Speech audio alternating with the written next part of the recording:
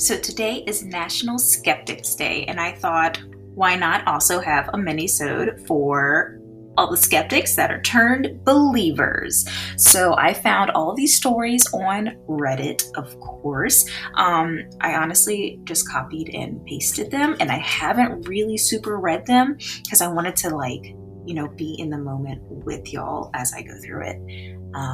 So here we go, mini episode.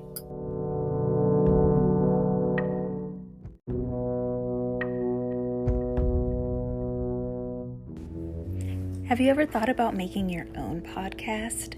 Is there something that the podcast world is just missing that you want to put in it? Well, do what I did and download Anchor. If you haven't heard of it, it is the easiest way to make a podcast. Let me explain. It's totally free. There's creation tools that allow you to record and edit your podcast right from your phone or your computer. Anchor will distribute your podcast for you, so it can be heard on Spotify, Apple Podcast, and many more. You can make money from your podcast with no minimum listenership. It's everything you need to make a podcast, and it's all in one place. Download the free Anchor app or go to anchor.fm to get started.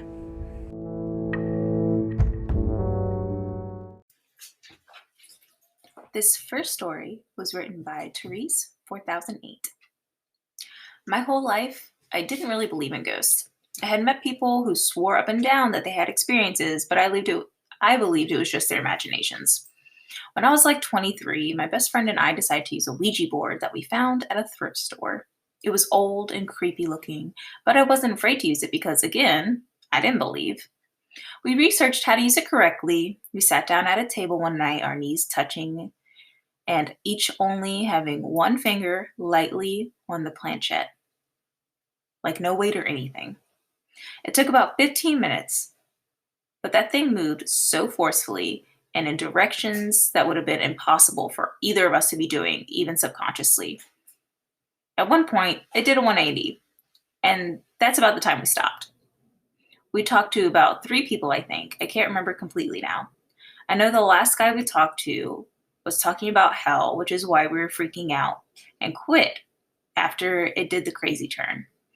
Ever since then, I felt differently when it comes to the spiritual world. I do believe now that there is something more and have been very interested in learning all about it. This next story was written by Autistic Inlord. What solidified my belief in paranormal was a first-hand experience of a violent ghost. If I recall correctly, this took place in early December of 2006.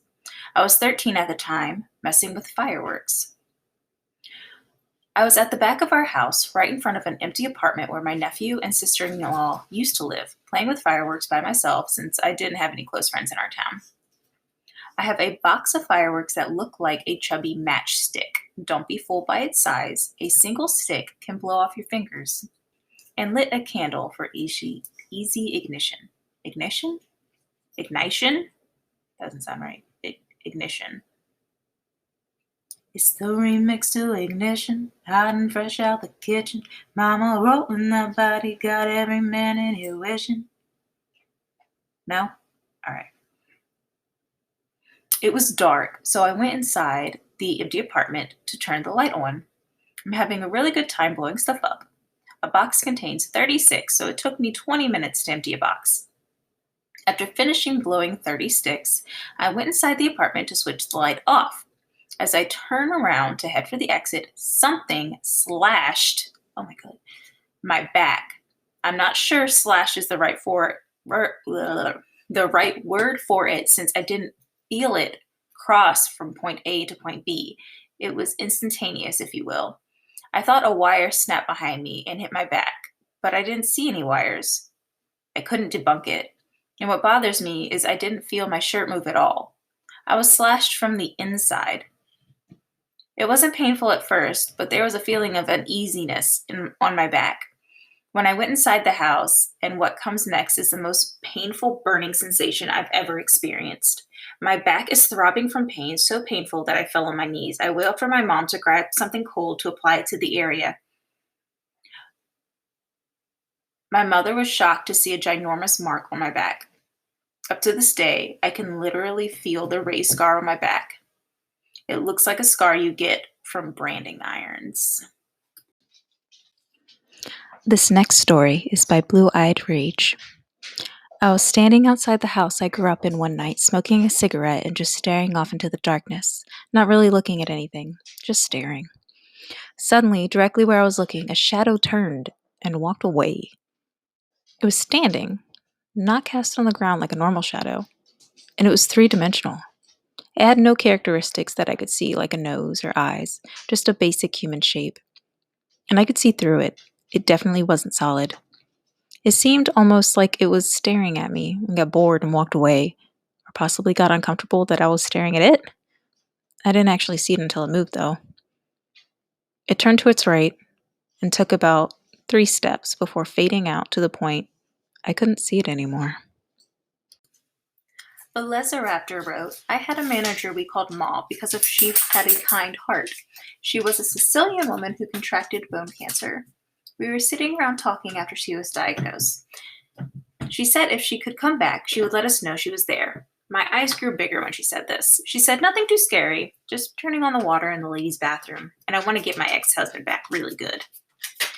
I was working alone after she passed, cleaning up, stocking shelves. This was a clubhouse frequented by mostly men. There were hardly any women there, plus I was alone. The bathrooms were in a hallway. This opened up to the main large room. I'm stocking the cooler with drinks and I hear the water running. The bathroom for the ladies' room was on the other side of the wall I was working near, the door just around the corner. There's no way someone could have snuck past me or back out without me seeing or hearing them. The end of the hallway had a huge squeaky metal door. The water being on happened on 3 occasions until I said, stop. Okay, that's enough.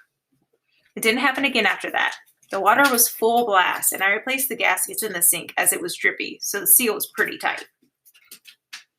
The ceiling also had old tiles glued from some 20 years prior, and they would occasionally fall off. However, Ma's mom and her ex-husband paid a visit since Ma's whole family was involved with the club for the longest time, and it was a part of their culture and their life. I had never seen the ex before, and he rarely visited from what I know. He's walking around the clubhouse looking at artifacts and pictures when a ceiling tile comes loose and hits him square on the head. This was the only time someone was ever struck by one of these tiles. It was quite rare. They're not heavy enough to hurt anyone, but still, it fits her description of getting back at him. Sinray wrote, I live in Mechanicsville, Virginia, in a townhome community built in the 70s right next to the Civil War battlefield. In fact, this entire area is truly a battlefield. Just because they sectioned off a few acres and declared it a battlefield park doesn't mean this entire community isn't basically built where the Civil War soldiers fought for their lives. I've been a skeptic, and I like to read horror genre, and I like to think of myself as not afraid of anything. Until one night I heard the cats fighting outside at 3 a.m. I walked out my front door and saw along the tree line. That's my dog. Digging in the food bowl, thinking more food will appear.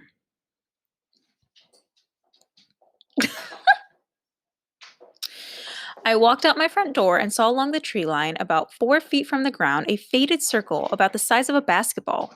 It looked like a golden sunspot you would see in a photograph, but it didn't emit light. It was sort of dull. Fascinated, I continued to watch it, and it started to move forward and morphed into more of a clear shape of a torso with an arm, and I could almost make out patches on the clothing. I was about 50 or less feet from it. I lasted a good 3 minutes or so before it faded into the trees. I literally erupted in goosebumps and fled back inside. These are just some of what I imagine are many